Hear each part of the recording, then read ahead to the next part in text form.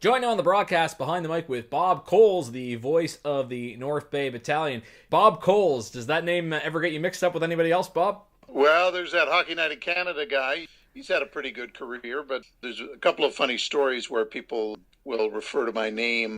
They'll write a letter to the editor in the paper or something, and they don't like his voice, so they'll make a comment but use my name, or they'll do the opposite here with his name and make fun of me on social media, even though there was one a couple of weeks ago where they said that Bob Coles said this about the battalion roster, and people are going, Bob Coles talking about the battalion?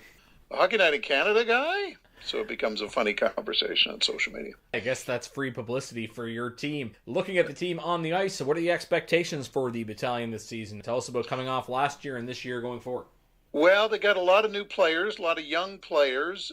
It's hard to say. They started out great at the gate. They won their first 3 games. But then they went on an 8-game losing streak, and then they got out of that with a win in their last game. It's been up and down. Usually the roster's pretty well set going into the year, but this year they're still making some decisions. They've made a couple of trades in the last week. They really have redone their goaltending. Just acquired Christian Prop from Barrie. And Julian Syme, who was the starter, is now the backup. They've released Matt Warnick, who was the backup, in the last week. They called up a kid named Christian Purbu just temporarily, but he's been sent back down to finish, I guess, his junior A career. There's been a lot going on. We're still waiting to figure out what type of team this is, but they've been very up and down to start the year. 2 players with NHL ties I see on the team. Brett McKenzie, draft pick of Vancouver, although clock ticking on him to be signed. And, of course, Cam Dineen, people would know the last name. Tell us about those 2 guys.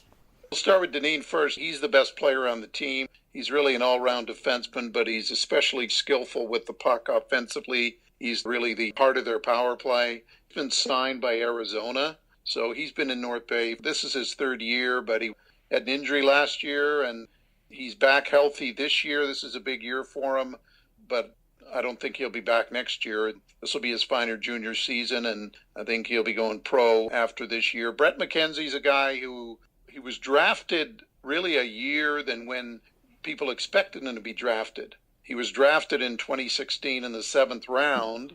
Most people thought he'd be picked in the 2015 draft, but he wasn't drafted that year, and so this was his first year this fall to try to make a pro roster. And he didn't make the Vancouver team, and then he got sent down to Utica, which is their AHL team. He didn't make that team. So he's back in junior in his overage year. So this is his 5th year. He was the first player chosen by the North Bay Battalion when the franchise moved from Brampton. So it's really an important year for him. He's going to have to really dominate this year to try to get that pro contract before the end of the season. You talk about the move being year 5. How well has the battalion done at entrenching itself in the marketplace? We know there's a history of other OHL teams in North Bay that have come and gone. Well, I think they've done pretty well on the ice. They almost won the OHL title in year 1.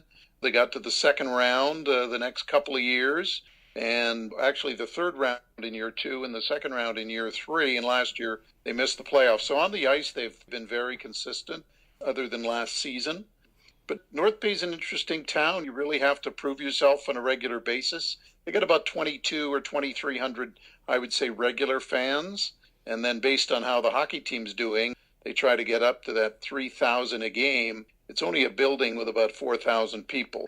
But they're involved in much that's going on in the community. They're out there at various events. They have their own golf tournament. They do a lot of community outreach at the schools. I think they're doing all they can to try to be part of the community for sure. Definitely an important part of the major junior experience. Lastly, I wanted to ask, who are the teams that fans get fired up to see? Who would be the battalion's biggest rivals? Well, I think in the division, the Central Division did not have a great year last year. I think the strength in the conference are Hamilton's, I think, got a good team. The best team, I think, in the East is Peterborough. They're very good. They're big, they're fast, they're skillful. But the OHL is loaded in the West every year. You've got Kitchener, you've got Erie, you've got London. Sarnia is the best team in the country, ranked number 1. You got the Sioux. The West is loaded every year, it seems, in the OHL. Within the division, I think it's wide open. Mississauga is probably the favorite, but they're missing guys right now. So they just won their first game of the year on the weekend. Barrie's improved. They signed a couple of Russian forwards. They also had the top pick in the draft. It's going to be an interesting year in the division and in the East. Other than Peterborough, I don't think there's a great team in the Eastern Conference, so it could be wide open come playoff time. Well, it'll be interesting to see how it plays out. A lot of parity in the Q this year as well, so perhaps the same in the OHL. Thank you for telling us all about it, Bob. Best of luck to you and the battalion this season. Okay, nice talking to you, sir. That's Bob Coles. He is the voice of the North Bay Battalion, joining us at the intermission. You're listening to Carstar, Cape Breton Screaming Eagles Hockey, 1270 CJCB.